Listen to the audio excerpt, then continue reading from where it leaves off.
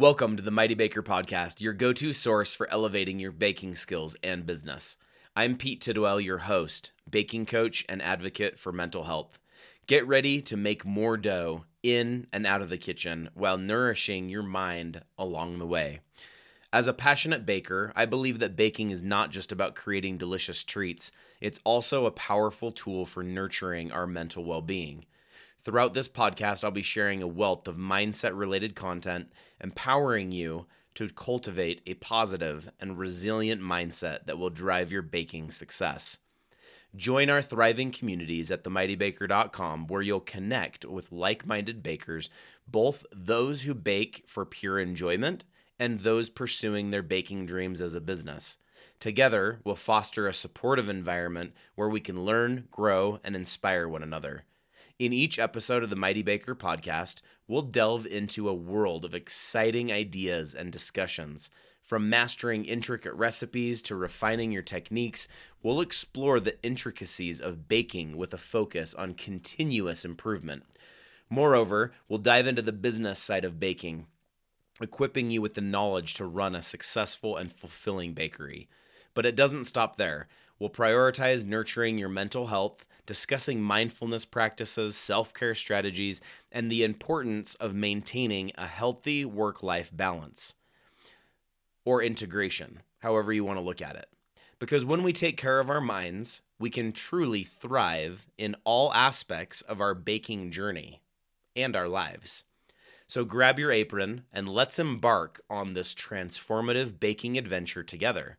The Mighty Baker Podcast is here to help you unlock your baking potential, expand your business horizons, and prioritize your well-being. Get ready to make more dough, embrace a resilient mindset, and create delicious moments that will leave a lasting impact. Let's rise to new heights with the Mighty Baker Podcast. Let's go.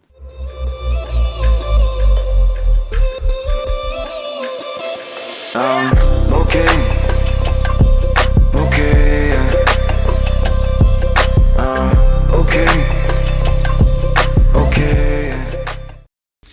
Hey, what's up, you guys? Pete Tidwell here with the Mighty Baker Podcast. I am so excited to be here with you for episode 62.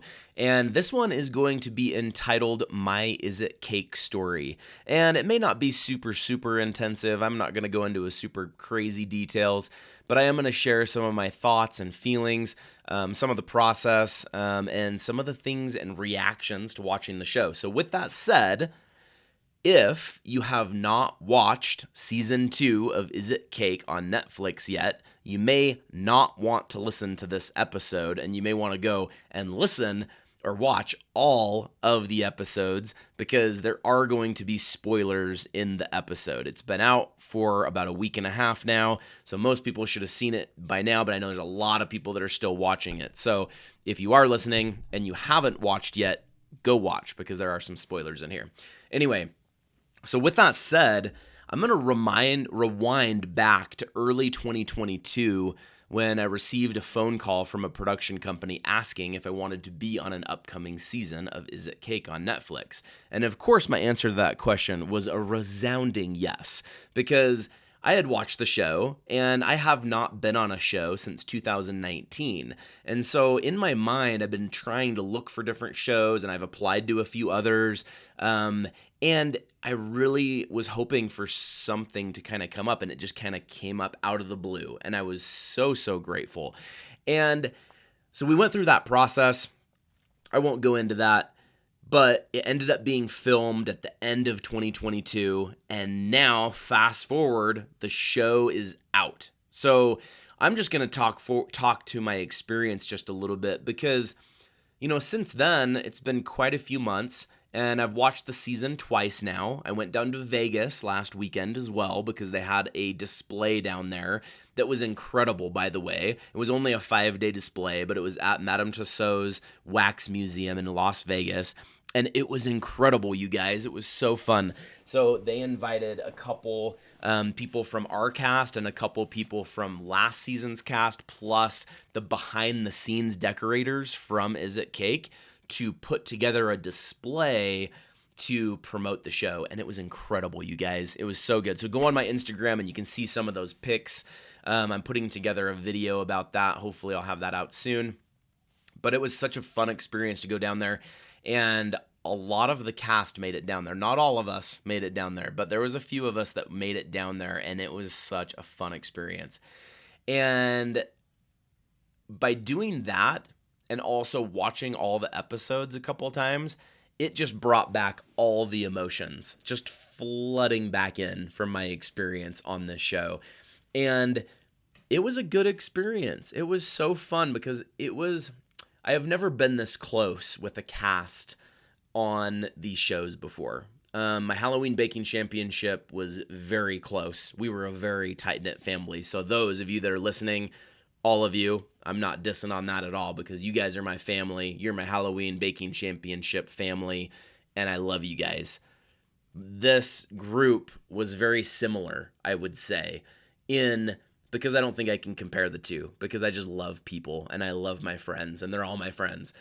But this group of people was so great because what happened is we got there and we all are coming into the season, and all of us kind of figured that everything was just going to be like season 1. Probably similar to you that watched it at home, right? If you were a fan of season 1 and you're watching season 2, your hopes are it's probably going to be about the same.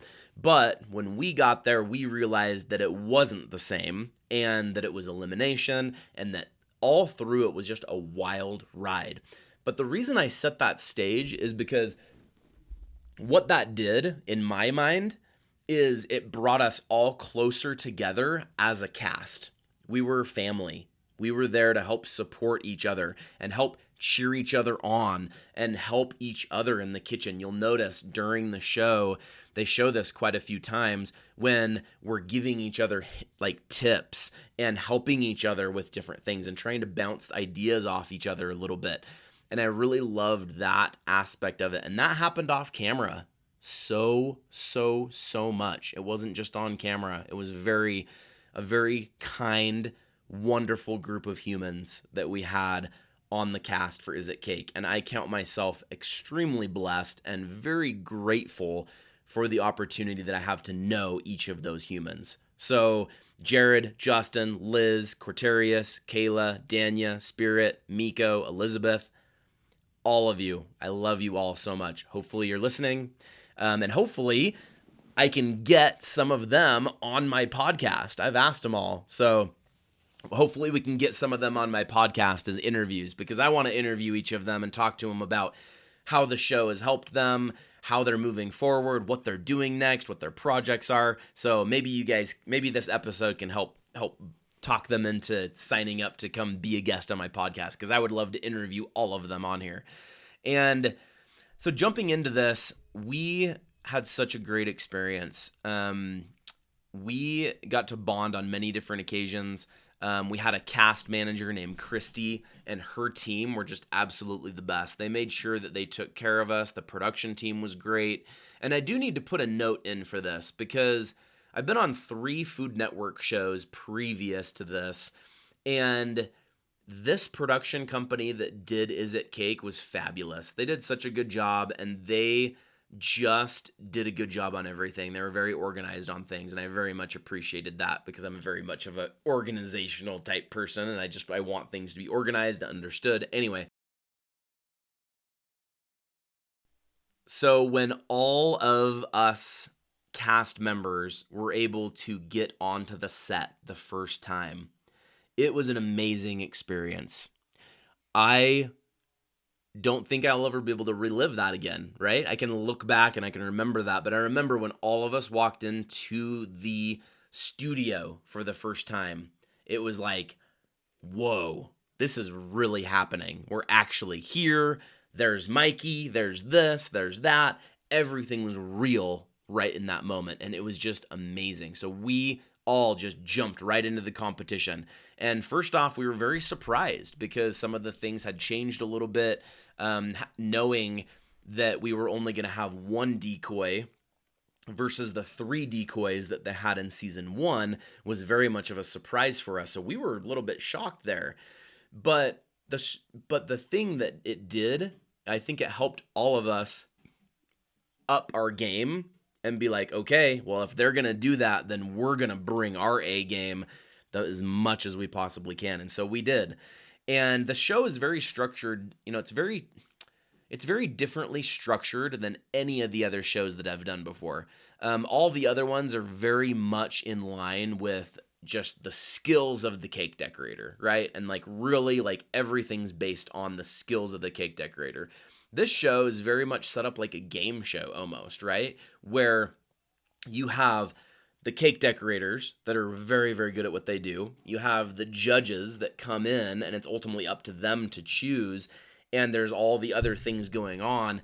A lot of it's up to chance, and you're playing a game. You're trying to do your best and go in there. And all of us brought our A game and worked so hard on these episodes. And I hope that came through on the show, and I believe that it did. But just know that there's so many things behind the scenes and so many things that never show up on these episodes that you never see. And there's a lot of hard work and artistry and incredible talent from these people. So those of you that are listening to this or watching on YouTube, go follow all of my cast members. Go follow them. Go support their business. Go help them. And if you live in their area, go buy something from them. Go support their business, whatever that looks like. Because all of us are artists. Some of us are business owners. Most of us are business owners. All of us are artists. And we're all trying to make a way in this world as an artist, right? And we're trying to make our lives built on this. And so if you out there can help support us, that is very, very, very much appreciated. And that's just a little plug for that. Support your local business people, regardless if it's these people or others. Make sure you're out there supporting your local people. So, with less decoys and elimination, it added a whole new level of pressure that we didn't really think we were going to have. And I think we all thought it was just going to be exactly the same as season 1. But since it wasn't, we all came in, grew together like a family, and we played a hard battle and played the game and had a great time, as you guys saw on the show. Every time somebody got sent home, though, it was very heartbreaking. It was one of those things where it got so real at the end of every episode where we're like, oh yeah, somebody has to go home again. And it was always such a heart-wrenching thing because you never knew if it was going to be you. And there's so much just tension and stress that's just there, especially in those moments when you're sitting there waiting to find out, like, did they pick your cake? Did they not? Whether they like your cake, whether they didn't, whether you're up for elimination, whether you are eliminated, whether you are a winner, all those things. So as the episodes go on and on, the stakes keep getting higher, the stress gets stronger, and it's just overall intense. And I do want to note, of course, remember, there's spoilers in this, but I'm in all the episodes in one way or the other. And of course, I was so disappointed when I got eliminated with Danya. Both of us were. We got to sit in the elimination room afterwards and chat for a few before going into our interviews. And both of us were we were gut hurt, right? We were very hurt because we're like, wow, we were so close to making it into the final. But two people had to be eliminated. So regardless of what happened, out of those 5 people, 2 people needed to get eliminated out of there.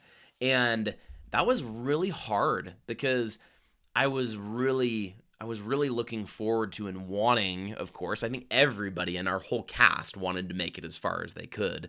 And in that moment, I remember thinking like, oh, I almost made it.